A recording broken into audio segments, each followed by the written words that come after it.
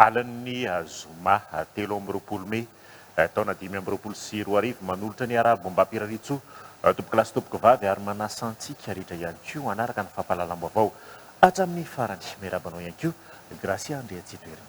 Miarabanao mikarandriambola za miarabantsika ny tokatrany ihany koa manaraka ny fampahalalam-baovao amin'izao alina izao. Ny tapany voalohany amin'ireo lohatenim-baovao ary mandeha voarosoantsika izao.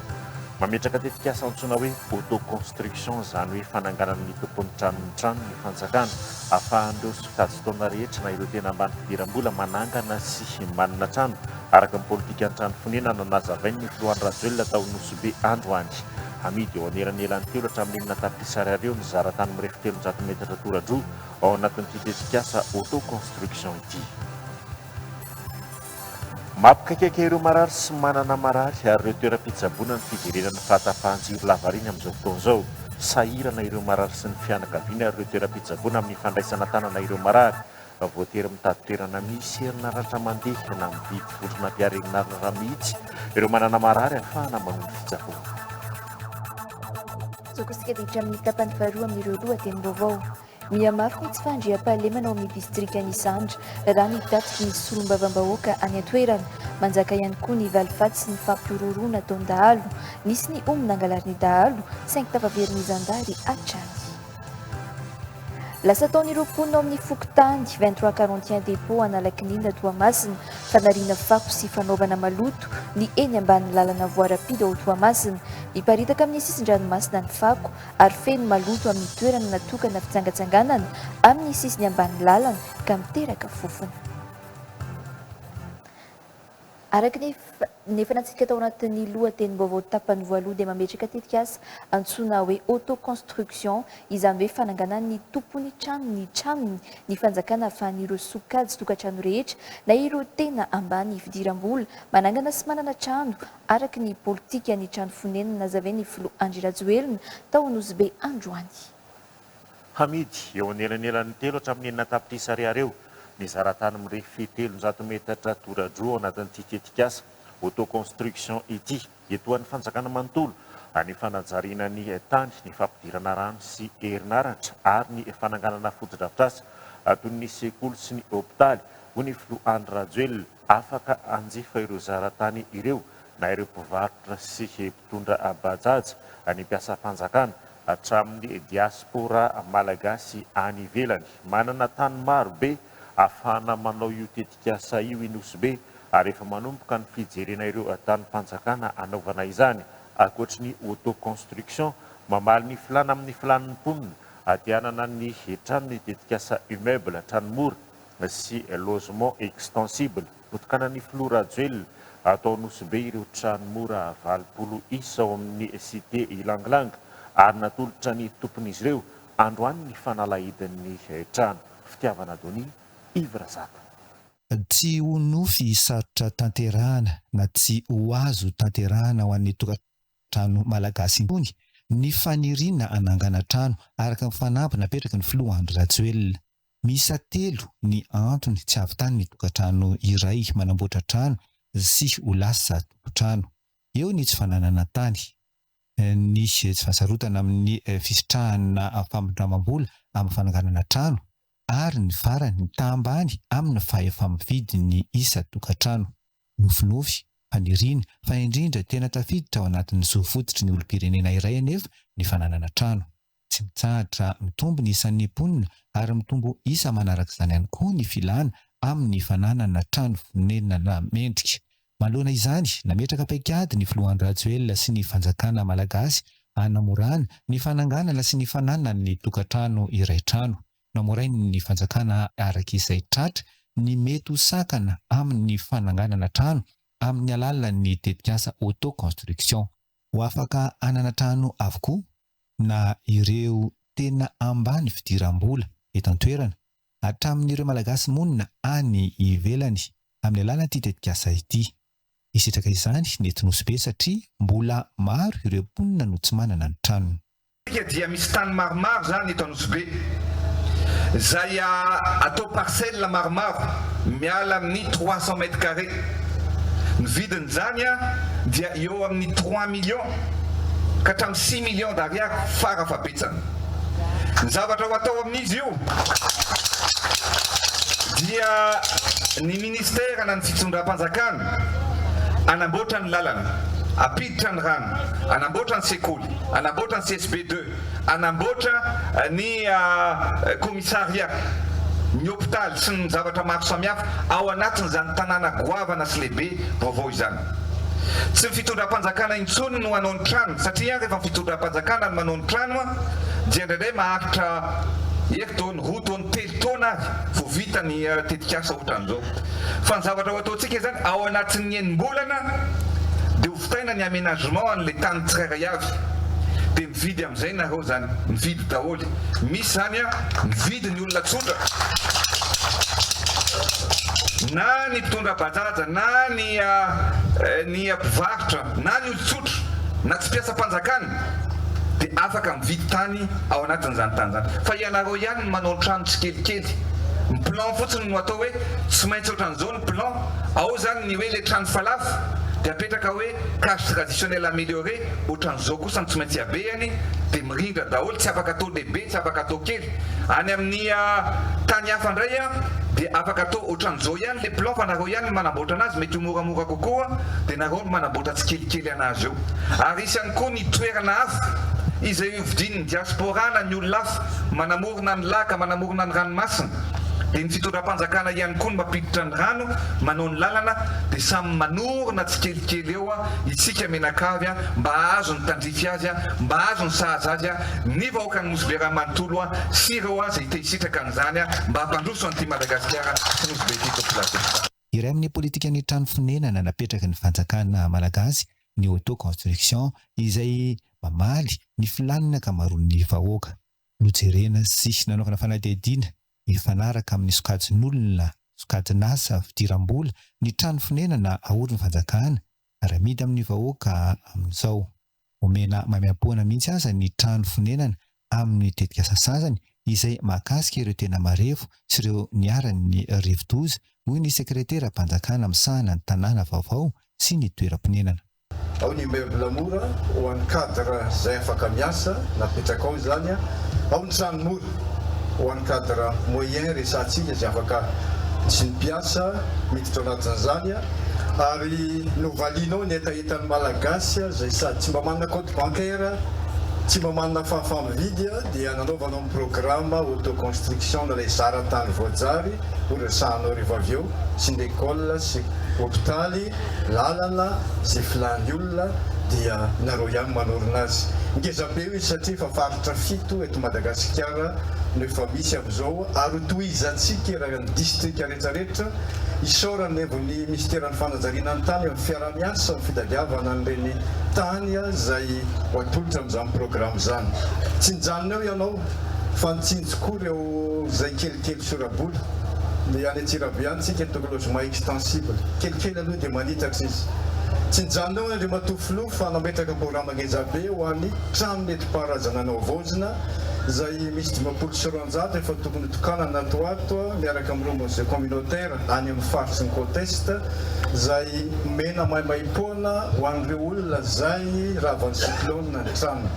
Ary ngeza indrindra izay tsy ho adino dia famana ny olona ny tanàn-dehibe izay mitetika sakonana miarina izay tiana namenao na raha-pahamehana dia mena maimaipoana amin'ireo olona izay mipetraka tanàn-dehibe ka hiditra any amin'ny fiavotana ara-piariana amin'ny resaka fambolena. Mapetraka ho renivohitra filamatra amin'ny politika ny toeram-ponenana ny eto Nosbe. Misantara izany ny tetikasa fananganana trano mora tao amin'ny cité Ilang-Ilang Nosbe. Vita tanteraka ireo trano ary tonga nizara ny fanalahidin'ireo trano tamin'ny fomba ofisialy tamin'ireo tompontrano ny filoha Andry Rajoelina. Tonga moa le fisarihana dia anisan'ny voaraiza zahay dia faly dia fary ary misaotra ny filoham-pirenena amin'izao fotodrafitrasa goavana be izao. Zahay zany nanofa trano efatra hetsy ariary isam-bola. Ka rehefa hoe nanao zao zavatra zao, rehefa hoe tonga amin'izao sivana zao rehefa voaray zahay dia hoe hiala zany le no fanefana io fa le andohan'le anjaranay amin'ity trano ity foana ny anjaranay rehefa vita dia efa milamina. Tahaka ireo trano mora rehetra naorin'ny fanjakana nanao antambaka ny fahazoana ireo tranomora. Miisa 7 moa ireo nisoratra anarana ary 20 ireo nisitraka ny trano. Ambony dambony ny filana sy ny etaetan'ny vahoaka ty hanana trano ka mahazava-dehibe ny politika mpanjakana ho an'ny trano fonenana. Afaka mandoa avy atrany ny vitin'ny trano izay manana ny fahefana manao izany. Omeny ny fanjakana 5 taona kosa izy ireo andaovana isantsy kelikely sy misy zanabola. Afaka aloha 10 hatramin'ny 15 taona ihany koa ny trano miaraka amin'ny zanabola kosa indray. Nosy misarika mpizahatany sy mitsangamina hatramin'ny taha amin'ireo nosy hafa inosy be amin'izao fotoana izao no ireo asa fampivoarana nataon'ny fanjakana lahara-pameana tao an-toerana araka ny lahatenin'ny Filoha Andry Rajoelina. Minitsy mahita ireo mahasay milaza fa tsy niova ary tsy tanteraka ho nosy be ny fivoarana sy ny fandrosoana amin'izao hoiatrany ny Filoha Andry Rajoelina tao aorian'ny fitokanana ireo tranomora ny roso tamin'ny fizarana fanampiana ara-tsosialy ho an'ny vahoaka nosy be sy ny fitokanana ny EPP manara-penitra ny Filoha Andry Rajoelina androany.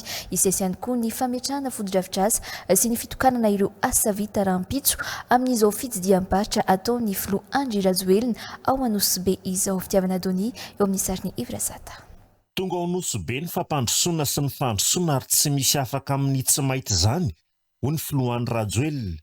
Voajery ny fanjakana avokoa ny fanatanterahana asa fampandrosoana mikasika amin'ny vantana ny vahoaka sy manosika amin'ny fisotoana an'ireo mpizahatany toy ny fanamboaran'ireo sekoly manara-penitra, ny fanamafisana ny fampidirana ny rano fisotro madio, ny fampiakarana ny famokarana ny angovo, ny fanomezana toeram-ponenana sahaza, ny fanitarana ny tanàna mba hahatonga ny nosy be ho tanàna filamatra.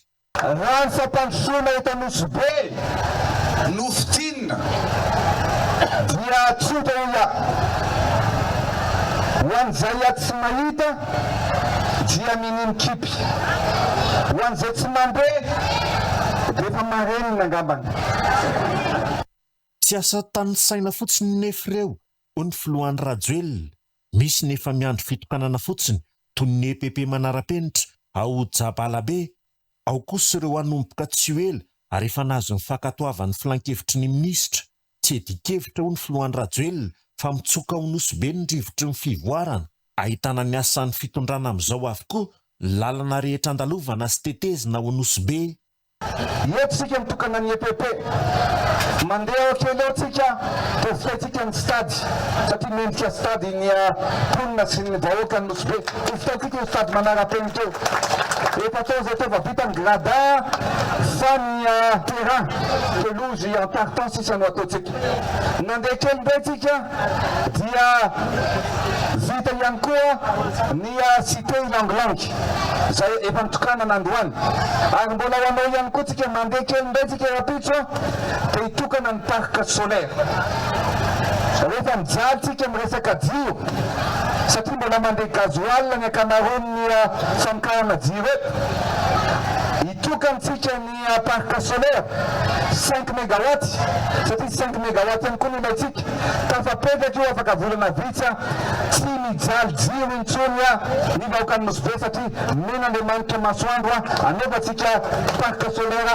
ary tsy tapatapaka tsony ny jiro eto nosy be ho vitsy zany parc solaire zany tompolatovavy. Tsy nijanona tamin'ny fitokanana ny EPP manara-penitra fotsiny ny asa nataon'ny Filoha Andry Rajoelina androany.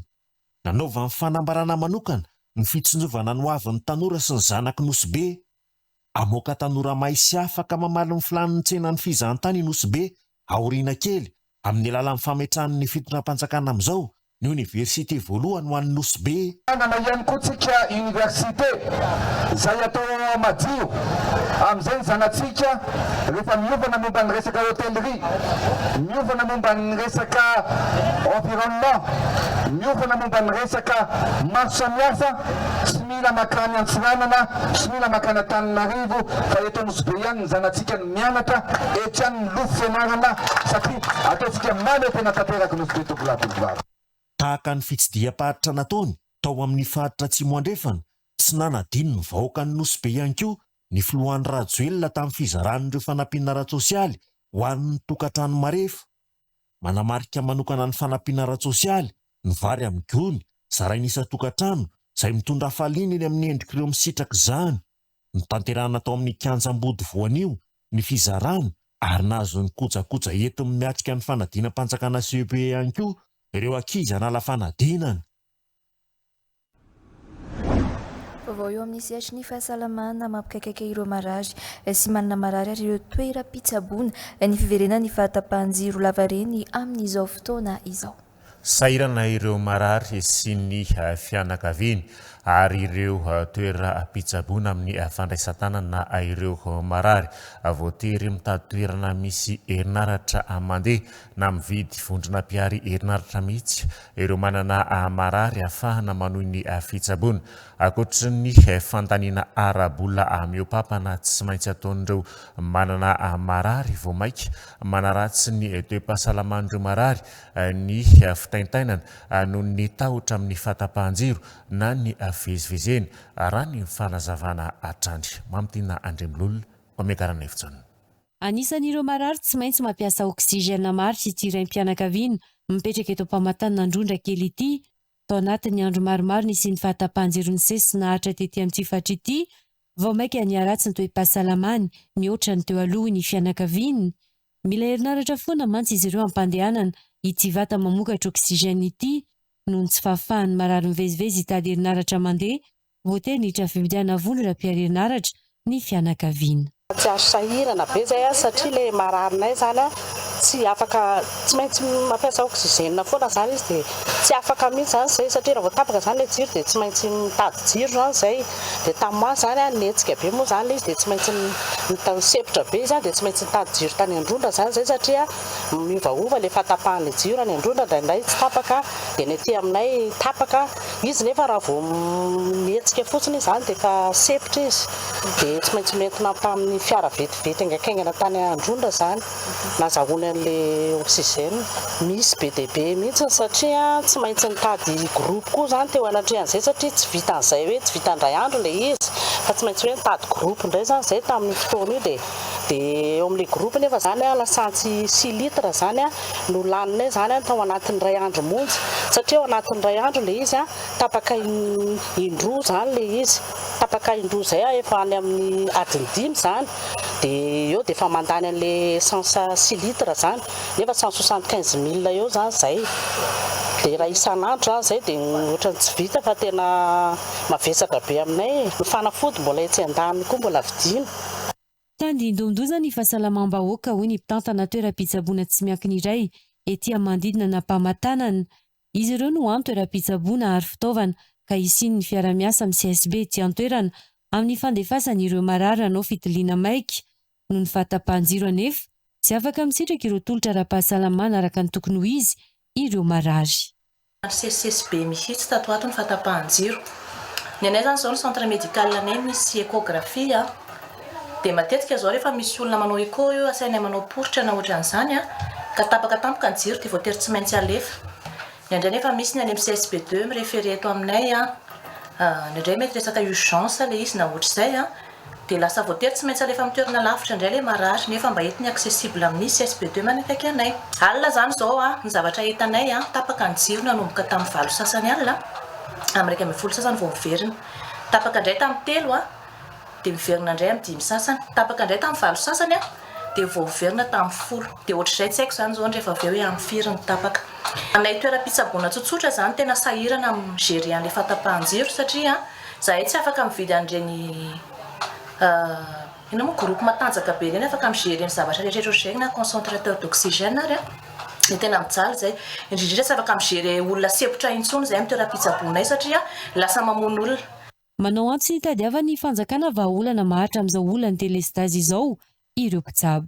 Tsy lafo ny ratsy be tabe amin'ny fahasalamam-bahoaka le fahatapahan-jiro dia tena nainganany sehatra rehetra mahakasika an'izay zany mba hitady hevitra, hitady vahaolana akaiky indrindra mba ahafahana manampy ny vahoaka malagasy. Mbola mitoetrany moa ny famoahany jirama ny fandaharam-potoana amin'ny fahatapahan-jiro mifandimby ho an'ny tambazotra iraisana Antananarivo. Vaovao mikasika ny tsy fandriam-pahalemana kosa indray mafy ny tsy fandriam-pahalemana ao amin'ny distrika ny Santra raha ny tatitry ny solombavim-bahoaka any an-toerana. manjaka ihany koa ny valifaty sy ny fampiororoana ataony dahalo nisy ny ombona angalariny dahalo saingy tsy tafaveriny zandary atrany niverina nanafika tanàna antsoina hoe fanjakana indray nefa ireo dahalo ny alatsainy lasa teo raikitra ny fifandonana teo amin'ny dahalo sy ny zandary ary ny menalamba lafo tamin'izany ny dahalo efatra sy menalamba iray matahotra ny mbola valifaty sy ny iverenan'ireo dahalo noho izany ny ponina vao maika mampitombo ny fanahin'ny ponina ny namindrana toerana ny zandary lefitra ny sana ny fandriam-pahalemana tao isandra ony solom-bavambahoaka androany iantra lalarosoa amin'ny sariny omegara ny efijaona mandry tsy lavoloha ny ponina anatin'ny distrika ny Isandra amin'izao fotoana izao efa ho isan'andro ny asan-dahalo sy ny tsy fandriam-pahalemana amin'seho any atoerany hoy ny solom-bavambahoaka lany tao amin'ity distrika ity vao ny alatsinainy lasa teo ohatra no nisy ny fanafiana andian-dahalo ary nisy ny fifandonana teo amin'izy ireo sy ny zandary ary ny menalamba nahafatesana dahalo efatra sy avy amin'ny menalamba iray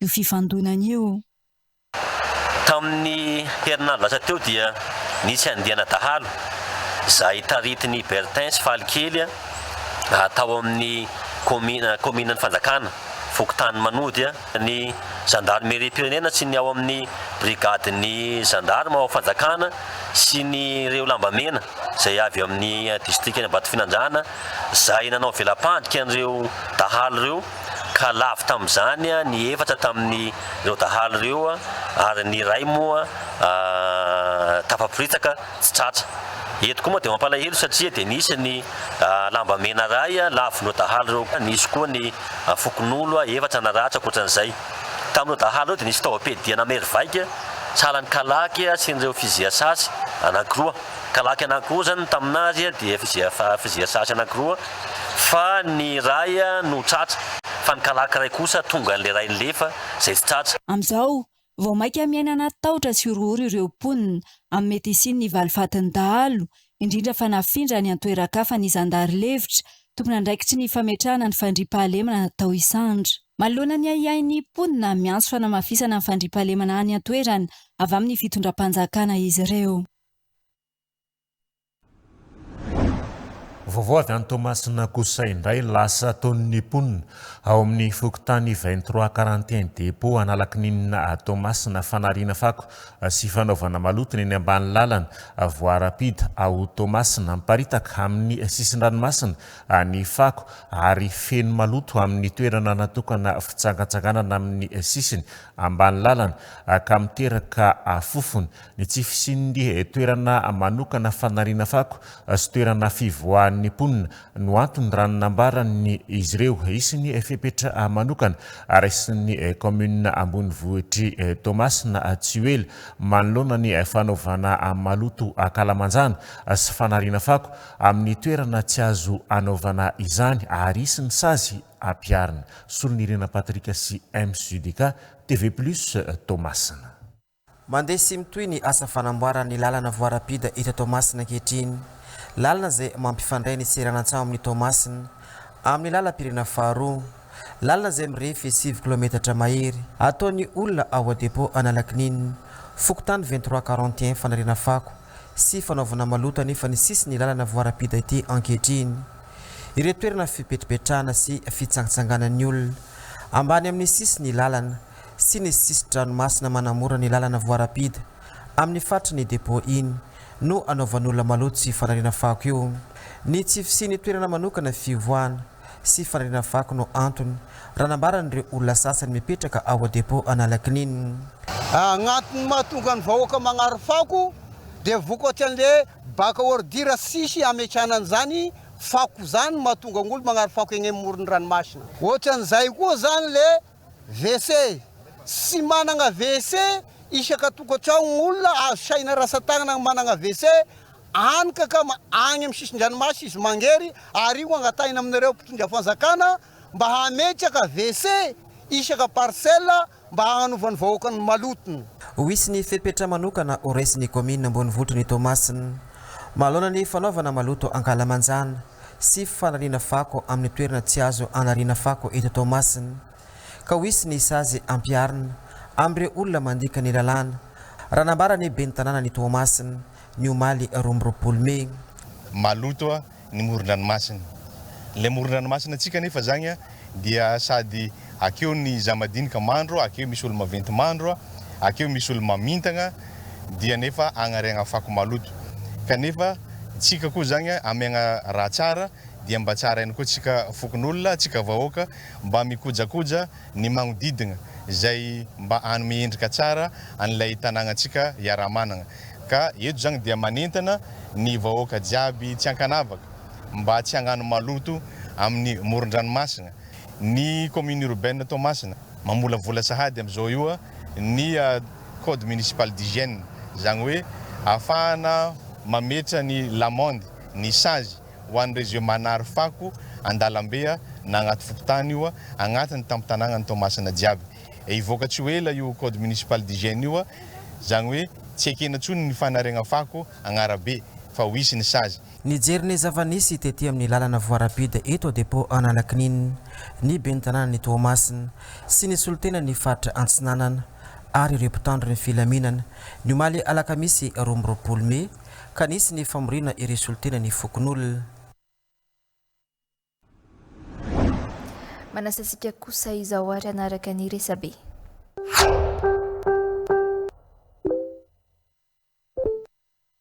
Nanambara ny Prime Ministra Mauritiana fa vita soni ny fanarahana namerina manontolo ny nosy Chagos amin'ny nosy Maurice.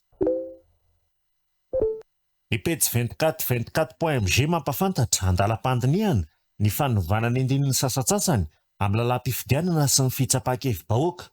Misy ny volavolan-dalàna mikasika ny fanovana ny andinin'ny sasany amin'ny lalam-pifidianana sy ny fitsapakevim-bahoaka na roa sodiniany ny antenimiran-doolona.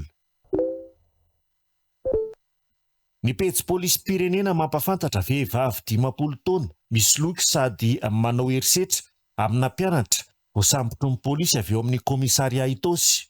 Polisy pirenena malagasy miaro sy manampy ny vahoaka. Voasambotry ny polisy miaso amin'ny komisaria Itosy ny marainan'ny zoma 17 Mey 2020 sy 20. Teny amin'ny fasanam-boatavo Itosy ny vehivavy iray 10 taona voaroroy ho nanao fisolokiny sy fanendahana tamina mpianatra. Taorin'ny fitarainana nataon'ireo mpianatra avy amin'ny lycée Saint-Michel Itosy izay isan'ireo lasibatra ity vehivavy ity no nanao ny fikarohana sy velam-pandrika ahafahana misambotra azy amin'ny polisy. Nilaza ireo mpianatra fa misy loky azy ireo ity vehivavy ity amin'ny alalan'ny fanolorana firavaka sandoka ho takalon'ny finday na zavatra sarobidy avy amin'izy ireo. Rehefa manaiky fanakalo ireo mpianatra dia entin'ity ramatoa ity any amin'ny toerana mangingina ka mamoaka antsy izy no sady mandrahona ireo mpianatra mba hanomeza ihany amin'ny rehetra. Nahitatra ponjavonjy maika eny an-tanimoro ity ramatoa ity rehefa natolotra ny fampanoavana ny 20 Mey 2020. Manentana ny rehetra ny polisy pirenena mba hampandre avetrany rehefa misy trangana tsy fandriampahalemana mba hisorohana ny loza mety iseho. Ny pejy Dinosikispas mampafantatra Piasarola mpanao trano 5 sy 7 taona maty teo eo ny rodanan'ny beton androany tolakandro atao amin'ny faritry ny hopitaly Tambobe Fianaratsoa. 7 hafa kosa naratra ka tsy maintsy nahitatra hopitaly ny roa. Tao anatin'ny asa tanteraka ireo mpiasa anjatony no nenjera tapoka ny ampahany tamin'ny trano naorin'izy ireo. Ny pejy News Mada mampafantatra zatovy nanao andrana fiara no fantatra fa nandony ilay lehilahy teny Ambotrimanjaka ny alin'ny alarobia teo. Atry ny omaly kosa dia tsy mbola fantatra ny momba io niara-mbony io. Atao andromasiny amin'ny hopitaly ireo zatovolahy sy vavy mitondra ilay fiara tradoza nandritry ny andrana nataon'izy ireo. Ny vaovao malaza eto toerana sy any ivelany mampafantatra namoaka sary vaovao maromaro momba n'ireo fotoanan'ny fizarana diplôma i Kim Kardashian atao aorian'ny fianarana lalàna nandritry ny 9 taona dia ho afaka manala ny fanadina no lasa mpisolo vavy ao amin'ny tanànan'ny Californie, États-Unis i Kim Kardashian. Ny pejy fohy be famantarana ny toetry ny andro mampafantatra fampitandremana momba ny hamafin'ny rivotra 13 Mey 2020. Ho mafy ny fitsokan'ny rivotra ny amin'ny morontsiraka afovoany Antsinanana sy avaratra Antsinanan'ny nosy noho ny tanjaka ny varatra azy. Loza iny mba nanatratra 5-10 hatramin'ny 5-20 km isan'ora ny rivotra eo anelanela amin'ny Mahanoro sy ny tanjona Bobaomby. feptaona rampito sabotsy 4 fiatraikany fahasarotan'ny famovozana sy faharendrehanan-dranomasina korotanan'ny asa mandraraha andavanandro.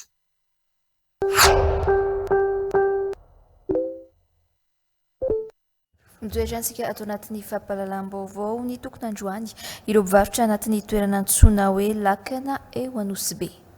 Misoron'ny commune amin'ny toerana misy azy ireo anelanelan'ny arabe eo Anosy-be ireo mpivarotra akanteraka ny fitokonana tsy manaiky ny amindranana ny fivarotan'izy ireo ao anatin'ny fokotany Ambohibarikely izay toerana eo anivon'ity fokotany ity ihany ireo mpivarotra manoloan'izany mangataka ny hijanonana izy ireo amin'ny tsena lakana ireo mpivarotra androany Anitra Ralalarosoa Omekaran Levitsona.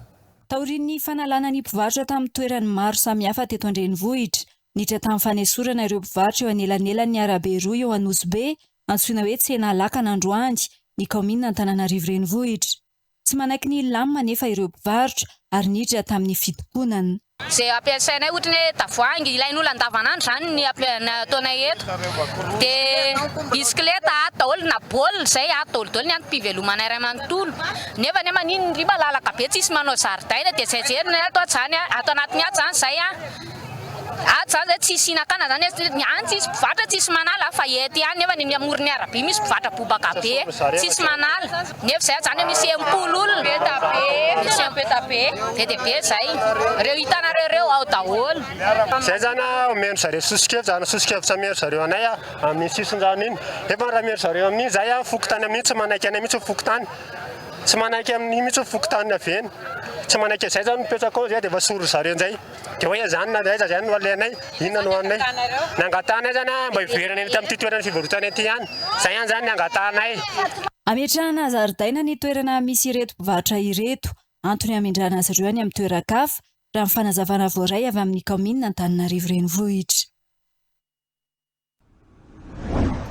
Notanterahina atao amin'ny auditorium Avory androany tontolo andro ny manasadalana amin'ny lalao fifaninanana hira tremplin horizon Madagasikara fifaninanana isafidianana ireo tanora mana-talenta handray anjara amin'ny tapany voalohany fampisehoana an-tsehatra notanterahiny mpanakanto fanta-daza Tiakola eto Madagasikara ao amin'ny lapany kolontsaina sy ny fanatanjahantena ny 20 jona ho avy izao raha 20 ireo mpandray anjara ny soratra anarana 20 izy ireo no tafakatra amin'ny manasadalana ary taorian'ny sivana farany androany dia 5 ny voatazona handray anjara amin'ny famarana tanterana ny 30 Mey ho avy izao famarana afaka arahina mivantana amin'ny page Facebook Tiakola Madagasikara ny TV Plus Madagasikara izay partenaire média an'ity fampisehoana karakarain'ny Tiakola ao amin'ny lapany kolontsaina ny 20 jona ho avy izao ity.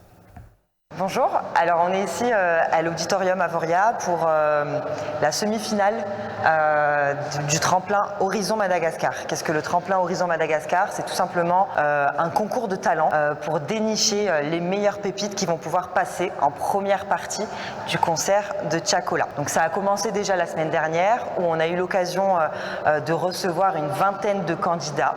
C'était très difficile pour nous de sélectionner les meilleurs. Mais cette fois-ci, on en a sélectionné 11 et on en garde aujourd'hui 5 pour la finale. La finale aura lieu la semaine prochaine, donc le 30 mai, toujours ici à l'auditorium Avoria. Et cette fois-ci, on va convier le public à venir soutenir leurs pépites et on va pouvoir rediffuser cette fois-ci la finale directement sur le compte Facebook Tiakola à Madagascar.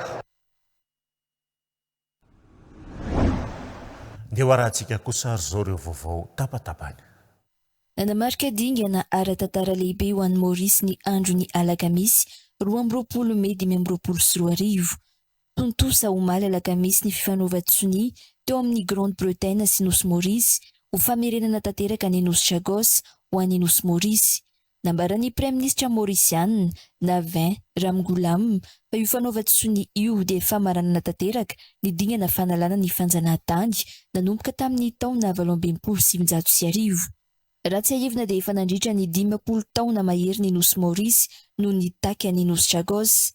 Ekena tamin'izany ihany koa fa anome vola mitetina 470 tapitrisa dolara isa-taona mandritra ny 770 taona ny Royaume-Uni ho an'i Maurice mba hitazonana ny fifehezana n'ilay toby miaramila iombonana Amerikana Britanika ao Diego Garcia izay tena manandanja ao amin'ny ranomasimbe Indiana.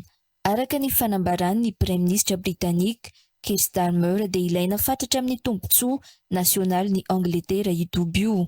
Ao anatin'ny fifanarana ity dia isy vola tahiry manokana apetraka ihany koa ho fanohanana ny mponina Chagosian. Akoatra izany, azo fanohanana ara-bola lehibe mitetina 570 tapitrisa livre sterling Maurice izay aloha mialoha rozaraina mandritra ny 80 taona, vola tombanana ho mihoatra ny 10 miliara RS isa-taona izay anamafy ny fandrosoana ara-toekareny ny firenena. Andro izay tena miavaka ny fetin'ireny fotoana ahafahan'ny zanaka sy ny fianakaviana manaporofo ny fitiavan-dreny tsy afaka misaraka amin'izany ny fanomezana tolotra ho azy ireo ireo kojakojan-dakozia sy ireo ranomanitra ary ny fitafiana sy kiraro no tena be mpanjifa amin'izao akatoko ny fetin'ireny izao ireo mpivarotra misy amin'ireo tranombarotra lehibe mihitsy aza manao fihenam-bidy hatrany amin'ny 80 isan-jato entina nomesana fahafampony ny mpianakaviana amin'izao fetiny izao.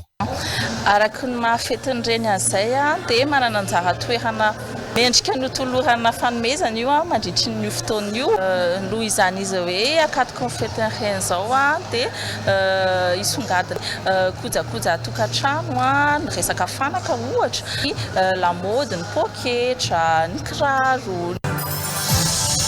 Toerana marefo mety isiny ny firongatry ny valana aretina ny faritra Vakina Karatra noho izy ivezivezena sy andalova ny mponina avy amin'ny faritra maro. Anisan'ireo aretina mbola miseho amin'ny distrika maromaro any an-toerana rehefa vanim-potoanany ny peste. Ilaina noho izany ny fahafehezana ny paikady fisorohana sy ny fidirana an-tsehatra raha toa ka misy izay trangana valana aretina izay. Zava-dehibe ho an'ny faritra Vakina Karatra tokoa ny fisian'ity fiofanana ity satria ahafahana miatrika, ahafahana manao valibotana avy hatrany, ahafahana mifehy ary hanatsarana an'ireo fahaiza manao ny olona rehetra izay tokony hiatrika an'izany hamena ara-pahasalamana raha sanantsika misy ny hamena ara-pahasalamana. Faritra Vakina Karatra moa dia atao hoe kion-dalana, sapandalana andalovan'ny ny olona rehetra na ny avy any atsimo, ny avy any avaratra, ny avy any andrefana, zany hoe sensible izany amin'ny firongatana valana aretina sanatriarina zany akoatra ny hoe ireo izay valana aretina na ataontsika hoe efa foyer misy eto amin'ny faritra Vakina Karatra distrika sasasasany toy ny Pesta ohatra na ny Rasy. Lahara-pahamehana amin'ny vahoaka amin'ny faritra Nalanjorofo ny fanatsarana ny kalitao sy ny vidin'ny jorofo hatramin'ny lohamenaka izay azony atao mandava-taona. Nidina 5,3 alina no vidin'ny 1 litatra ankehitriny raha toa ka 9 alina zany teo aloha. Ho an'ny distrika federevy manokana zany miankin-doha amin'ny vola fahondra toy ny lavany, ny jirofo, ny huile essentielle de girofle ary fantatsika fa ny huile essentielle de girofle amin'izao fotoana zao no sisa antenainy ireo tantsaha maro anisa hientina hanatsarana ny velon-tegna andavanandro. Akoa zany ny essence de girofle no andeha hividianana siramamy, hividianana ny ekolazin-jaza, hividianana vary fotsy mba hiarovana zany ny vokatra zany mba hitondra tombotsoa ho an'ny tantsaha ary indrindra hamelo maso ny toe-karena izay efa marefo.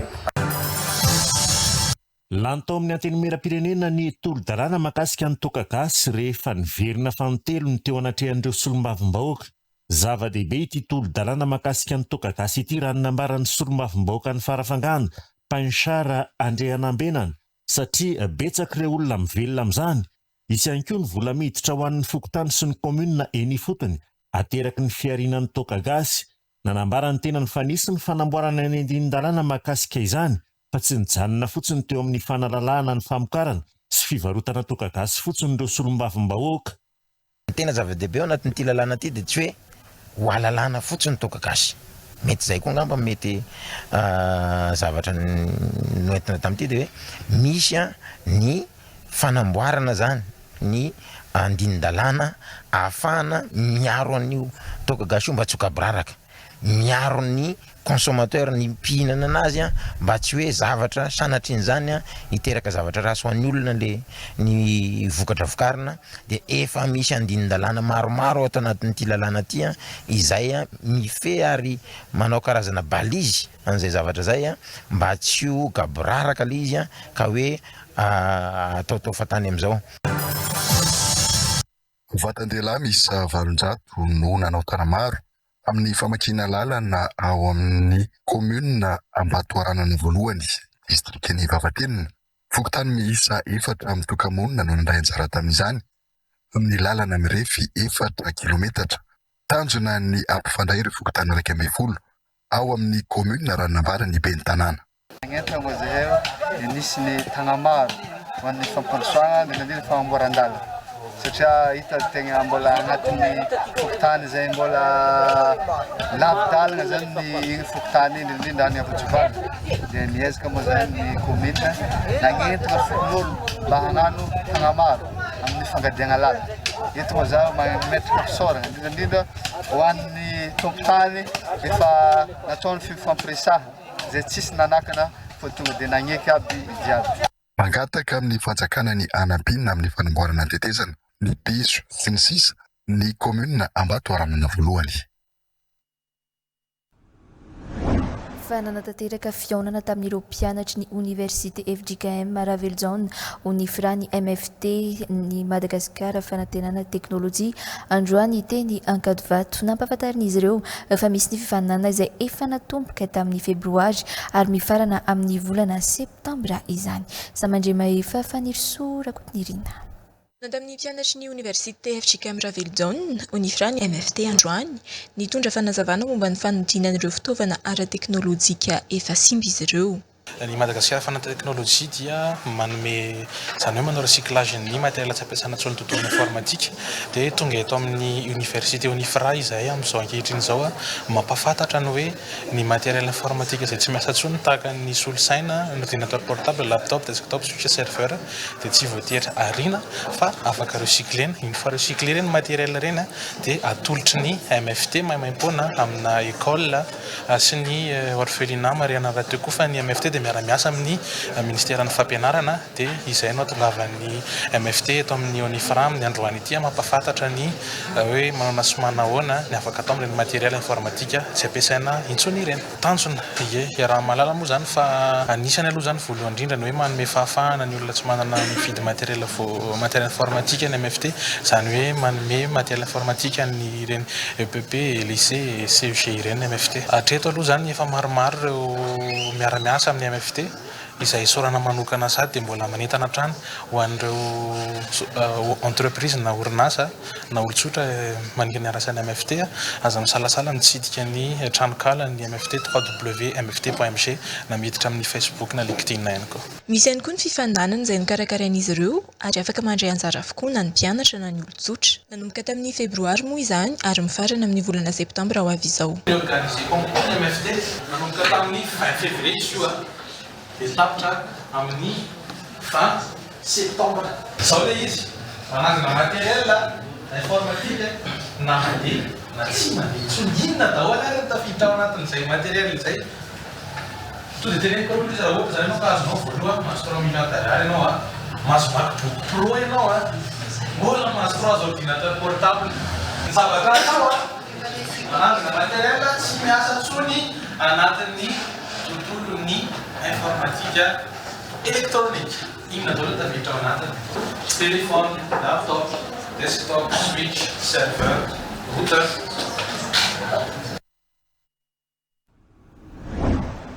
Anisan'ny mpampifanana ambony Esimia dia manolotra fiofanana ho an'ny vehivavy sy ny reny tolotra azo tsy faina hatramin'ny faraka amby 30 ny volana May 2024 izao. Fiofanana mirary sy mendrika azona mari-pahaizana taranjatelo dia ny marketing numérique, ny service à la clientèle ary ny direction des ressources humaines no fiofanana azo tsy faina amin'izany tolotry ny sampam-piofanana ambony Esimia innovation izany. Andeha ho arahintsika nisy fanazavan'ny tompony andraikitra. Nanomboka tamin'ny voalohandohan'ny taona 2024 ny SMIA no ofisialisé voalohany ny partenariat niaraka tamina centre de formation corporative anankiroa izay basé any Canada. Efa nisy andiany roa zay niara-niofana taminay ary afa-po avokoa ireo nanaraka formation. Amin'ny volana Jona no anatanterahana ny andiany fahatelo ary mbola voafetra ihany ny toerana satria 30 monja no ho raisina amin'io formation io. Natokana ho an'ny vehivavy ary indrindra ho an'ny reny ny volana Mai, ka izay indrindra no nahatonga anay tato amin'ny SMIA Innovation te hanamarika izany volana izany amin'ny alalana offre exceptionnelle izay valable mandra-pahatonga ny 31 mai 2025. Io offre io dia namany hoe 2 pour le prix d'un ihany satria pour une formation achetée dia manolotra izahay formation anankiray hafa. Raha ny mahazatra amin'izay mantsy dia na formation en mode synchrone, izany hoe misy échange direct miaraka amin'ny formateur, na formation en mode asynchrone, izany hoe au rythme de l'apprenant, afaka manaraka les formations ny mpianatra amin'ny fotoana izay mampety azy amin'ny ora izay mampety azy. Amin'ity kosa dia natambatra ny formation synchrone sy ny formation asynchrone, ka izany hoe raha mividy formation synchrone iray dia mahazo formation asynchrone iray. Marihana fa non nominative io offre io, izany hoe tsy voatery olona iray ihany no bénéficie ny formation anankiroa ireo fa afaka olona roa samihafa, izany hoe ny olona iray zany mividy formation synchrone ary ny olona iray mividy formation asynchrone. Ny formation proposée-nay dia formation dispensée par des experts 100% canadiens ary azahoana certificat 100% canadien na ho an'ny formation synchrone na ho an'ny formation asynchrone. Anankitelo formation izay ho atolotray mandritra ny volana Jona ary ireo formation ireo dia en forte demande sur le marché du travail na eto an-toerana na any ivelany. Ireo formation ireo dia ny marketing numérique izay araka ny lazaina teo dia tena en forte demande amin'izao fotoana izao. Ny faharoa dia ny service à la clientèle en forte demande ihany koa ary ny fahatelo farany dia ny gestion des ressources humaines. Iarahantsika malala mantsy fa ny kalitaon'ny fiofanana kanadiana dia anisan'ny tsara indrindra maneran-tany. À distance daholo ireo formation ireo anankiroa ny tanjon'ny SMIA Innovation amin'ny io offre amin'ny volana Mai io. Ny tanjona iray voalohany dia fanomezana voninahitra an'ireo vehivavy indrindra ny reny amin'ny fanolorana azy formation abordable ary formation de qualité. Ary ny tanjona faharoa dia manamafy ny fifanampiana ao anatin'ny fianakaviana. Misy fetra nefa ity tolotra ity satria dia hatramin'ny 1 volana Mai izao no afaka andifana azy ary araka ny voalaza teo aloha dia voafetra amin'ny toerana fa 30 ihany no ho raisina mandritra an'ity andiany manaraka ity. Raha toa mila fanazavana fanampiny dia afaka miantso mivantana ny laharana 034 20 413 62 na mandalo any amin'ny SMIA Innovation any Mahamasina. Izahay eto amin'ny SMIA Innovation dia miantso mahatoky fa ny fanabeazana no vahaolan'ny fahombiazana ao anatin'ny fianakaviana iray. Manambahintsika amin'ity alina ity dia tsy iza fa ireo mpikarakara ny lalao King Show miaraba anareo tonga soa eto amin'ny fampanana vaovao ny TV+. Miaraba antsika rehetra eto amin'ny plateau, miaraba ampitsiry ihany koa. Araka ny fahitantsika azy amin'ny fampahafantarana dia efa tena vonona tanteraka ny atao hoe fikarakarana ny lalao King Show. Manahoana izay fahavononan'izay Israel, manahoana ihany koa ny atao hoe fiarah-miasa amin'ireo mpanohana sy ireo mpiara-miombona antoka rehetra. Misaotra betsaka. Voalohany aloha dia ny fahavononana na ho aty amintsika aty amin'ny TV+ Madagasikara na ny avy ao amin'ny project ny mpiara-miasa dia efa tena ao anatiny mihitsy izahay izao manarak'izay dia mankasitraka feno satria dia efa maro ireo soratra anarana amin'izao fotoana, efa tena betsaka ary io tsy ny eto Antananarivo ihany fa miparika misy tanàna maromaro zany ivelana Antananarivo no efa mpisoratra anarana ary tsy vitsy izay mpisoratra anarana ao anatin'ny kinga show zay. Ny kinga show moa ampatsivintsika hoe lalao ohatra reny hoe manao examen reny ianarantsika any an-tsekoly, ianaran'ny ankizy any an-tsekoly latsaky ny 20 taona ilay ankizy resahantsika manodidina ny 4 taona ihany koa dia antsoina hisoratra anarana ao anatin'izay lalao ohatran'izay le izy fa misy ihany koa ny laza adina antsoratra, misy ny laza adina izay manodidina ny fahalalana ankapobeny dia efa maro no nisoratra anarana amin'izao. Ny antsoavo atao dia ho an'ireo izay antsoina hoe anoana n'ilay fandaharana hiasa amintsika ao anatin'ilay fandaharana ireo izay liana ao anatin'izay fanohanana sy fiarah-miasa zay ny orinasa ihany koa moa zany dia antsoina satria tena vaovao eo amin'ny fahitalavitra malagasy zany hoe anambatra ny tontolon'ny fampianarana, tontolon'ny fahalalana ankapobeny sy ny resaka fialamboly zany. Dia io tsy misy hoe tsy maintsy hoe lay hoe teny vasahana hoe any amin'ny laza adina vazaha fa na fahalalana ankapobeny amin'ny resaka malagasy na fahalalana ankapobeny amin'ny sotoavina malagasy misandrahaka be zany le izy tsy hoe any amin'ny tontolon'ny ankizy ihany fa mety mpianakavy no miara mifarimbona hoe ay misy an'izao ay hono zao ny anton'le ohatr'izao ay hono zao ny valiny ohatr'izao ka ndao hiara-iasitsika hanatsara ny tontolon'ny fanabeazana amin'ny fahitalavitra ihany koa. Raha hoan'ny hoe fandaharam-potoana amin'ny ankapobeny inona no tena hoe daty tsara ho fantatra zay no anatin'ity fifaninana ity dia aorinan'ny atao hoe fisoratana anarana dia manahoana ny dingana rehetra sy ny tohany rehetra zany.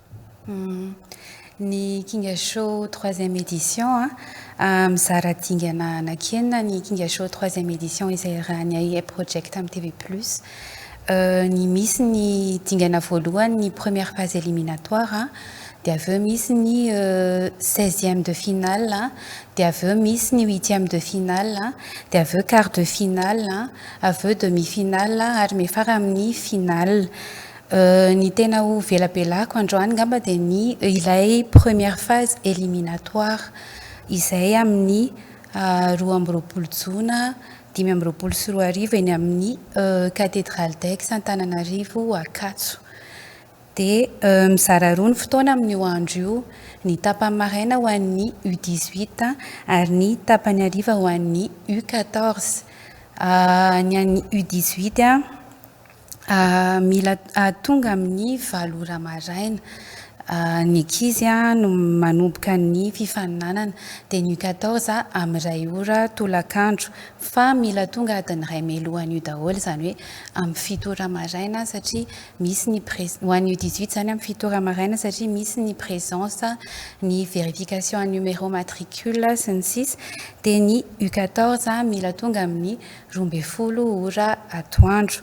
Manana adiny iray sasany eo ny ankizy amin'ny fotoana io anaovana n'ilay fanadinana antsoratra amin'io première phase éliminatoire ihany no antsoratra ny Kinga Show. Manarak'izay zany efa oral daholo manatrika jury manatrika public. Dia manana adiny iray sasany eo ny U18 mamaly fanontaniana maromaro, manana adiny iray sasany eo koa ny U14 mamaly fanontaniana maromaro. Ny zavatra hoentin'ny ankizy amin'ny fotoana io dia mitondra penina, testena tsara hoe mandeha tsara amin'ny penina, dia mitondra rano fisotro, dia mitondra carte d'identité scolaire na karapanondro na carte d'étudiant. Fanamariana zany hoe enao tokoa io taonanao tokoa ny taonanao. Ohatr'izay no fandaharam-potoana amin'io 12 Jona io. Raha izay mikasika ny fandaharam-potoana efa azo lazaina hoe tsy dia lavitra intsony ilay fotoana, inona ny fanentanana ary ho an'ireo izay hoe efa ao anatin'ny vonona ny handray anjara sy ho an'ireo izay mbola te handray anjara ihany koa.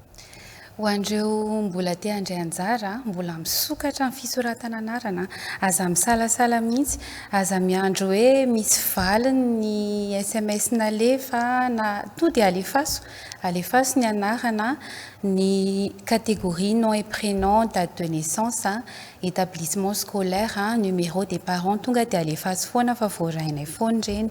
Ho an'izay efa inscrit miandry numéro matricule zany sisinareo zay ho alefa ao amin'ny page Hay Project sy High Level ary Icaz University. Dia araka ny efa lazain'i Israël teo fahalalana ankapobeny ho adinina aminareo ao dia manova révision, manova fikarokarohana. Ny ao zany tsisy hoe fahalalana ankapobeny sarotra be hoe fa fahalalana ankapobeny izay efa tokony ho fantatra ireo ankizy amin'ireo sokajy taona ireo. Ohatra meko ohatra kely betsaka mantsy no manontany ohatra zao hoe ohatra hoe ataoko hoe U14 ohatra hoe quel est le plus grand océan du monde ohatra dia anjaranareo any tokantrano any zao ohatra mahavaly an'izay ve manova fikarohana amin'izay ohatra. Efa nentanina avy amin'ny Israel. Ie. Zay resaky rojo zay raha hoe jerentsika sy fitiantsika 23 mai tsika zao miresaka 22 juin ny alahady zay 22 juin zany any le laza adina antsoratra izay atrehana manana ray volana eo zany tsika mandeha ny révision fa le izy koa manarana hoe kingasoa anazy zany hoe tsy sarotra le resaka le ho atao le laza adina hoe rojo teo fa iza le kinga iza le mahavailengana zay zany mahalalao anazy dia zay mahafinaritra sy mampientanentana anazy ao anatin'le izy arak'izay resantsika zay hoe vacances, période na vacances nanaovantsika azy zany hoe afaka mikalabona tsara ny ankizy ao anatin'le izy mba manao révision ihany koa satria rehefa avy eo hiditra hianatra any amin'ny volana aogositra le izy ny any ny final any ny ho tapitra raha hiara hiasa aminay zany ohatra ny orinasa tena plateforme anankiray izy io afaka tsara mihitsy ny hidirana ho an'ireny satria zay mifanakaiky amin'ny resaka rentrée scolaire le izy dia plateforme anankiray afaka hisehoana tsara mihitsy le izy ho an'ny ray aman-dreny ihany koa tena afaka mandry saina satria plateforme anankiray ihany koa ny kingasoa anaovany ankizy révision sy réseautage lehibe anankiray dia miandry anareo zahay miandry anareo rehetra mihitsiny hiaraka hiasitsika hiaraka ilalaontsika hiaraka hiala volontsika hiaraka natsara ny fanabeazana malagasitsika ao anatin'ny kingasoa. Feno dia feno tokoa izay akasitrana feno anareo mpikarakara ny vahiny teto amin'ny fampahalalam-baovao. Mitoetra kositsika atao anatin'ny fampahalalam-baovao isan'ny sekoly ny baolina kitra iray eto Antananarivo ny EFD na école de foot tana maro ireo ankizy efa novolavolainy ity sekoly ity ao ny efa lasa nivelany fa eo ihany koa ny efa any amin'ireo ekipa vaventy eto antoerana mankalaza ny fahadimy taonany ity sekoly ny baolina kitra Etsy-Bypass ity isy ny feto karakarain'izy ireo noho izany eo mekarana efijaona mitatra antsika ny andin'izay. École de foot tana moa dia sekoly mamolavola ankizy efatra hatramin'ny fito amby roapolo eto amin'ny NDPPAS fotasapay NDPPAS misy anay efa namolavola ankizy eo amin'ny 500 sy 300 eo zahay misy ny sasany efa lasa nivelana misy ihany koa lasa amin'ireo club vaventy eto an-tanàna mankalaza ny fahadimy taona anay zahay dia mikarakara hetsika eo amin'ny NDPPAS amin'ny alahady ho avy zao déjeuner tension izy io enina ariary ny olona anankiray manentana antsika satria dia misy ny mpanentana mahafinaritra entan'ny fiatrany sao eo ihany koa ny atao hoe fankalazan'ny fetiny reny afaka tonga itsika manentana antsika ho tonga ety amin'ny terrain NDPPAS manjifa ny tapakila ao anatin'ny enina dia misy ny sakafo complet entrée froide entrée chaude plat de résistance misy ny dessert tanjona ao anatin'le déjeuner tension dia nafahanay manakamana ihany koa natao hoe famille anay satria misy ray aman-dreny misy fianakaviana misy namana ao anatiny dia mahary fety zay ao amin'io fotoana io ny anankiray ihany koa dia afahanay manohana arabola ny club zay misy anay zay ny tena tanjona ao anatin'le manentana antsika mba ho avy maro manohana nreto pakelitsika reto satria dia ankizy eto amintsika any reo dia manentana nrehetrarehetra tsy akanavaka anjifa ny tapakila eto amin'ny fotasety eo NDPPAS enala déjeuner tension chez eo NDPPAS ny EFT zay le izy dia manentana antsika.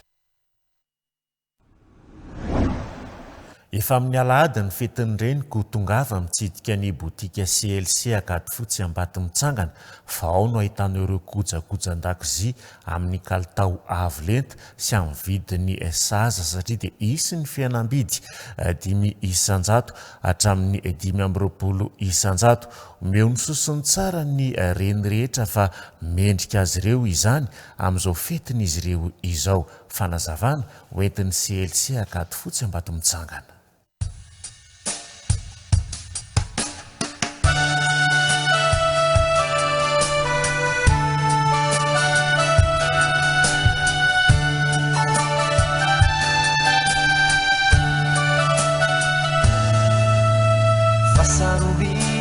CLC économique fatana amin'ny tsitsy courant.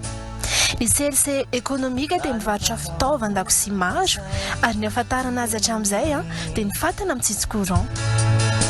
Tsy manan-tsahala mantsy fitiavany maro karazany ao amin'izao fetin-dreny izao afaka hisafidianana tsara. Misy ilay multicuiseur amin'ny tsitsy courant ihany koa. Afaka mahavita zavatra maro tahaka ny rice cooker, cocotte minute, mahavita gâteau, yaourt, friteuse sy ny sisa sy ny sisa.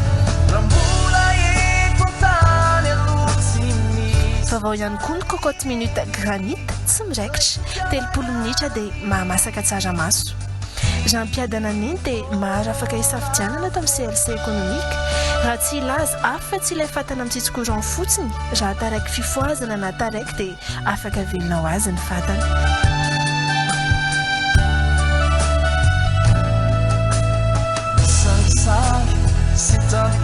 Fahatsarona manokana ihany koa ineny, fihenam-bidy sy tolotra manokana manomboka amin'ny 10 isanjato, 15 isanjato sy 20 isanjato bezao mandritra ny fety. Tonga vaingana ary mitsidika ny botika Akady Fotsy Ambato mitsangana en face Photorama taloha.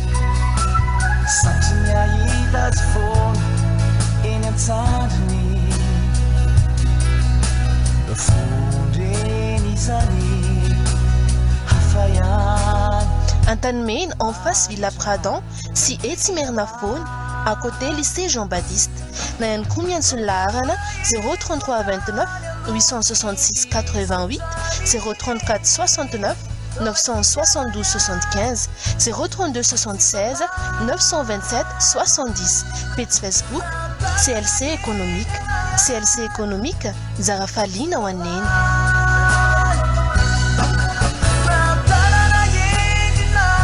Bon fête maman.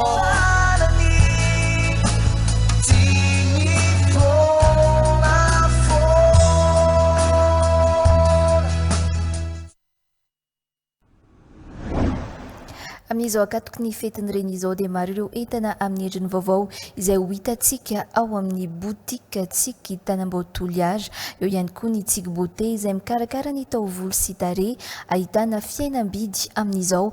Fankalazana ny fetin'ireny izao ny botika tsiky sy ny tsiky beauté Tanambotoliage. Hervé Andrianambiny, TV+ Toliara mamitatra antsika an'izay. Miarabantsika rehetra manaraka ny fandarana vaovao an-tsariny TV+ Madagasikara, Madame Tanela, tompony botikitsika eto Toliara. Tonga indray ny arivazintsika amin'izao akatoky ny fête des mères izao, dia maro isan-karazana azo isafidianana ny ato ary afaka anaovanao cadeau fête des mères toy ny sac dame, ny lunette, ny kiraro, ny poketra, ny akanjom-behivavy maro isan-karazany afaka isafidiananao. Eo ihany koa ny fihenam-bidy be izay omenay amin'izao akatoko ny fetin'ireny izao. Tsy botika ihany koa fa manana coiffure koa tsika afaka hikarakarana ny bika manendrika antsika vehivavy toy ny tarehy, ny taovolo, ny extension cils, extension cheveux, tissage, tresse, onglerie, manicure, na pédicure, pose faux ongles, gel. Manao ihany koa zahay ny fanaovana ny soin pédicure ho antsika vehivavy renim-pianakaviana na tovovavy, afaka mikarakaranao koa zahay. Ny lentille manana koa tsika ao amin'ny botikitsika.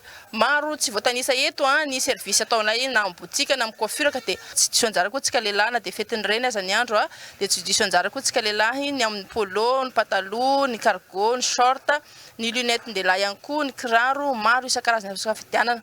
Tsy vivina amintsika ny botikitsika efa 10 taona ny existence ny eto Toliara ary manana ny antra ho azy ka dia manasa antsika rehetra hitsidika hatrany ny ato amin'ny botika sy coiffure antsika Tanambao Toliara. Ho antsika rehetra ny amin'ny faritra koa tsy voatery eto Toliara ihany no afaka manjifa sy misitraka ny produit-nay ato amin'ny boutiquetsika fa na any amin'ny faritra ianao na Toliara na Tananarivo na Majunga na izany toerana misy ianao dia afaka manao livraison zahay ato amin'ny boutiquetsika ka manasa antsika hijery ny produit-nay maro ny zavatra mampiavaka ny boutiquetsika ary ny produit-tsika dia tsy dia ho hitanao any amin'ny boutique hafa na any amin'ny vente en ligne fa manana ny hanitra ho azy zahay ary afaka nome fahafapo antsika rehetra mpanjifa ny boutiquetsika mirary fety sambatra sahadytsika ho an'ireny mpianakaviana rehetra ary maniry dia maniry ny hatratrarantsika fetin'ireny tsingeringerina ho antsika reny mpianakaviana rehetra dia misaotra antsika naharitra ny aino hatramin'ny farany maniry ny tsidianareo ny boutiquetsika eto Tanambao.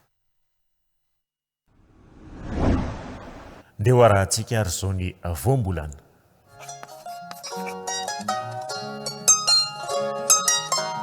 Androany dia ny voambolana hoe raikim-poy indray ny voambolana fatarina sy zarana milaza azy. Ny hoe raikim-poy dia ilazana rafitra fampiasa amin'ny taranjakajy eo amin'ny sehatra ny fampianarana ny taranja matematika. Izany hoe fanafoezana amin'ny teny fony andinindininy fikajiana. Amin'ny teny frantsay ny andikana azy dia hoe formule. Voambolana izay azo ampiasaina amin'ny andavanandro ohatra ao anatin'ity fihezanteny manaraka ity rehefa amin'ny teny malagasy.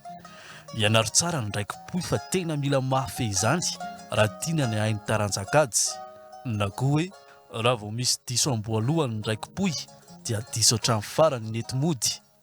Hitantsika ihany koa voambolana ohatra ao anatin'ity fihezanteny manaraka ity rehefa amin'ny teny malagasy. Ry mpianatra, fomba iray tena mahomby ahaizana raikim-poy ny fanaovana tsy anjery izany. Rehefa izay ary mifantatsika dia azontsika malagasy izarana mampiasa amin'ny andavanandro. Amin'ny tokony ampiasana azy ity voambolana hoe raikim-poy ity rehefa amin'ny teny malagasy fa tsy voatery teny frantsay hoe formule foana akory rehefa amin'ny teny malagasy. Sarobidy ny teny malagasy ary fahaizana mahafehy azy. TV+ Madagascar.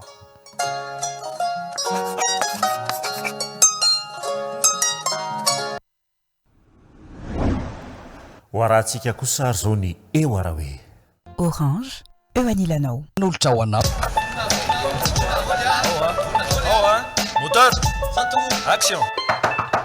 Mandroso tompoko.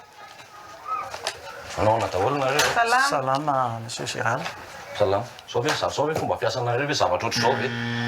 Tena ataoko any tsy ho tezitra fa tena tsy haiko hoe nianatra ve nareo sa tsy nianatra. Tonga teto ilay zanako naka résidence. Zavatra avy rehefa tsy afaka fa occupé be foana amin'ny asako. Dia manao résidence izy dia efa niteneniko zao izy tany an-trano ana le résidence. Dia nataonareo amin'ny anarany zanako ndraika ataony zanako iny na résidence. Za nge mila résidence. Le fomba fiasanareo ve zany tsy aiziko hoe tsy voafehinareo le asanareo dia tokony hoe hosoloana olo-kafa sa hoe atao ahoana. Ny entina teto izy anaova résidence anankiray dada ho aho. Tonga taty izy dia le zanako indray nanaovanareo an'izy soratany hoe misy ilana an'io. Nareo raha be dia tsy mety ohatra ataony zazakely iny na ankizikely reny iny na résidence amin'izao tena mpitony zao. Tsy fanomanana fanadinina tsintsiny dia izy nanaovanareo résidence. Tsy haiko hoe vendrana ve sa hoe mila ampianarina nareo atao amin'ny fokotany amin'izany zavatra ataonareo zany. Ka izao monsieur Gérald, ny zanakao tonga teto nanao hoe anaovana résidence izy ataony amin'ny fianarana. Ka eo indray ianao milaza fa hoe ianao no anaovana résidence. Zaho any anaovana résidence. Tena nareo ve dia tsy mamanadiady hoe ankizikely ty tonga ty dia hanao résidence dia ho anazy. Ange mianatra e. Mila ihany koa izy ny résidence na any am-pianarana mety ilay zany amin'ny dossier any am-pianarana. Dia zany tsy mampety an'ilay iziko ahoana mihitsy moa izay no betrohanao an'izany. Hitanao, ianao mihitsy tsy mandinika. Zazakely ve tonga dia ataony inona résidence fa za dada amin'ny ilay zagaty tsisy ilana an'ity ange. Tsy ho anahy io. Hitany monsieur Gérald. Tena nanondro mihitsy izy tao anatin'ilay carnet nanontany mihitsy izay hoe iza le anaovana an'ilay résidence. Dawa. Tena nianarany mihitsy nitondroany hoe ity ozy izy no anaovana résidence mbola namerina nanontany fandroany ara hoe iza nanaovana an'ilay résidence. Nareo mihitsy tsy mahay ny asanareo. Nitondroany. Aiza koa misy an'izany ankizikely tonga dia tsy mba manadiady nareo hoe an'iza fa efa fantatra zao fa andra Gérald ity fa tsy an'ny zanaka raha Gérald dia ataony Gérald inona ary ataony zanako inona résidence. Za mila an'io tokony mba mieritreritra nareo manao an'ilay zavatra hoe mba antany kely hoe tena anao marina ve sa ny dadanao ve ty. Namikofiana koa nanamboatra résidence anankizy teto. Zao amin'ny manaraka aza maniraka zaza tsy ampitaona tsony nareo maka résidence fa aleo nareo ray aman-dreny mihitsy maka an'ilay izy. Maniraka olon-dehibe zany. Tsy maintsy olon-dehibe no tokony maka an'ilay résidence satria zavatra tsy fantatry ilay ankizy no atoronareo. Mety hafa ny teneninareo miala avy any an-trano tonga zao raisiko izay teninao zay. Fa mba mieritreritra kely koa nareo olona vendrana be olona ankizy kely reny ve nataoko aty dia zany nataonareo. Mba sy himpisaina nareo matoty ilay asa. Rirany aman-dreny mahaiza mandraindraikitra amin'ny fikarakarana taratasy fatakinana amin'ny ankizy madinika mahaiza manaja ny hafa. Coupé dans la boîte.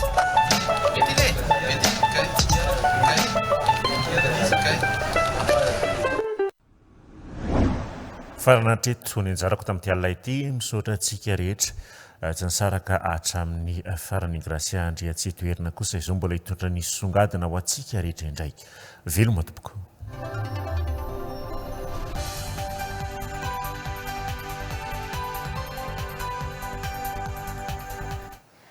Vaovao mandrina ny loza mpifamoivoizana no entintsika atao anatin'ny songadina ny loza ataon'ireo kodiaran-droa no tena betsaka amin'ireo loza mpifamoivoizana niseho tato ato araka ny tatitra ny ministera ny fitaterana maro ireo mpitondra moto sy bisikileta no tsy mahalala sy tsy mahafehy akory ny lalàna mifehy ny fifamoivoizana ka miteraka ireo loza ireo ho any akamaroany ireo manao asa amin'ny fanaovana taxi moto sy taxi bisikileta ny tsy fahitana asa no antony mahatonga azy ireo misafidy io asa io na tsy manana traikefa sy tsy mahafehy ny lalàna mifehy ny fifamoivoizana aza araka ny nambaran'izy ireo anatin'ny fanamariana ny herinandro ny aholoza ny fifamoivoizana isy ny fizarana mari-pamantarana sy fanamafisana ny lalàna mifehy ny fifamoivoizana ho an'ny kodiaran-droa ho ataon'ny sekoly fampianarana mamily fiara maimaim-pona rahampitso eny apasa-madinika mampitendry ambolona sy omekarany avy-jaona mitondra antsika izay songadina izay. Anisan'ny fitaovam-pitaterana efa tsy afa-misaraka amin'ny andavanandrom-piainam-pony eto an-drenivohitra amin'izao ny taxi moto sy ny taxi bisikileta. Efa maro izy ireo no mivezivezy manerana an-drenivohitra mitatitra mpandeha. Anisan'ny vahaolana amin'ny fitohanan'ny fiara ny fampiasana ireo fitaovam-pitaterana kodiaran-droa ireo ka mahabe mpampiasa azy raha ny fanazavana. Maro amin'ireo mpitondra ireny fitaovam-pitaterana ireny anefa no tsy mahafehy akory ny lalàna mifehy ny fifamoivoizana raha nambaran'izy ireo. Ny tsy fahitana asa kosa no mampirisika ireto farany anao ity asa ity amin'ny ankapobeny. Zany niasa tamin'ny joana za de chômage de misy namako niteny taminao hoe manaova taxi bisikileta raha ohatra tsy mahita asa ianao de zay natonga za nanao an'ity.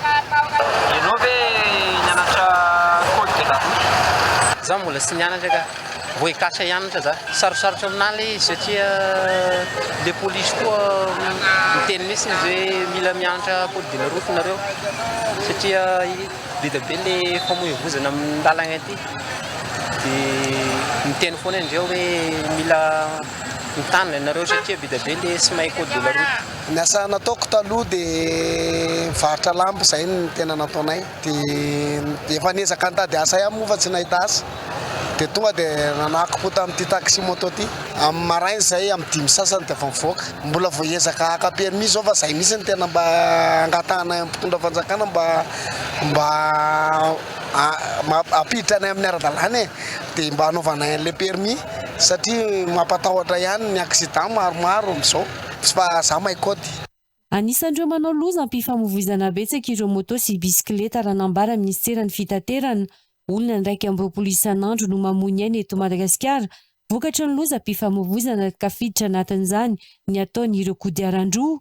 Maro ireo olana hita mahakasika izany. Fary zareo tena vatan-tenany mihitsy no eny ambolin'le fiara avily nefa ny zareo bisikileta ohatra amin'ny andro alina efa akaiky kely vao hitanao. Tokony isy le atao hoe catadiopre mantsy reny bisikileta reny eo aloha sy aoriana dia tonga dia tazany olona avy any aloha sy aoriana izy fa ny tena zavatra misy dia hoe tsy misy izay zavatra izay. Reny rehetrarehetra reny zany dia fahitanay hoe misy lesoka ao. Ina moa le lesoka? Ny lesoka nge dia zao samy nahazo permis daholo samy nianatra code daholo samy nianatra conduite daholo fa ny code tompoko adino rehefa elaela. Ny tena marina zany raha tena hisoroka ny loza io tsika dia zao aloha anatrika kely ny atao hoe cours de recyclage na code nizaniza zay ny tena tsara indritra. Ilaina araka izany ny fanamafisana ny fahaiza-manaon'ireo mpitondra kodiaran-droa ireo ahafahana manamafy ny ady amin'ny lozam-pifamoivoizana. Tamberin'andraikitra ho an'ny fiarahamonina ataondreo sekoly mpampianatra familiana fiarakodia ny fampitaovana sy fanamafisana ny fampianarana ny lalàna mifehy ny fifamoivoizana ho an'ny kodiaran-droa raha ny fanazavana. Hetsika izay ho atao maimaim-pona rahampitso eny Ampasamadinika. Miisa 700 ireo mpitondra moto isitraka maimaim-pona ity fanamafisana fahaiza-manao mikasika ny lalàna mifehy ny fifamoivoizana ity raha ny fanazavana trany maromaro ihany koa ireo bisikileta azo fitaovana famantarana ao anatin'izao hetsika izao. Dia izay ihany koa ny etim-pamarina ny fampalam-baovao amin'ity alina ity makasitraka antsika nanaraka izany hatramin'ny farany veloma tompoko.